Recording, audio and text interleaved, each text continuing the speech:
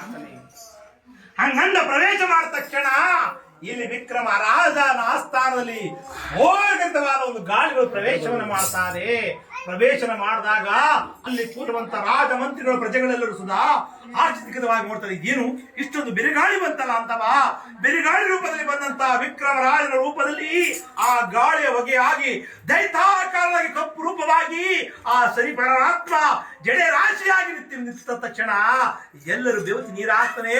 ವಿಕ್ರಮ ರಾಜ ಇದ್ದಕ್ಕಿದ್ದಂತೆ ಕಣ್ಣಲ್ಲಿ ಮೈಯಲ್ಲಿ ನೀರು ಹನಿಗಳು ತೊಟ ತೊಟ ತೊಟ ತೊಟ ನಿಲ್ತಾ ಇರ್ತವೆ.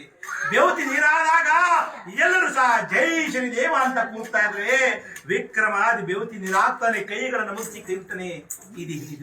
ಇದು ಯಾರು ಅಂದಾಗ ಪಟ್ಟಂತ ಶನಿರಾಜ ಪಟ್ಟಂತ ಕಾಲ ಉಂಟಾನೆ. ವಿಕ್ರಮ ರಾಜ ಸಿಂಹಾಸನ ಮೇಲೆ ಕೂತಿರ್ತಾನಲ್ಲ, ಸಿಂಹಾಸನ ಮೇಲೆ ಕೂತಂತ ವಿಕ್ರಮ ದರ ದರ ದರ ಉಳ್ಳಿ ಬಂದು ಶನಿರಾಜ ಪಾದವನ್ನ ಅಪ್ಪಡಿಗೆ ಬಂದು ಬಿದ್ದು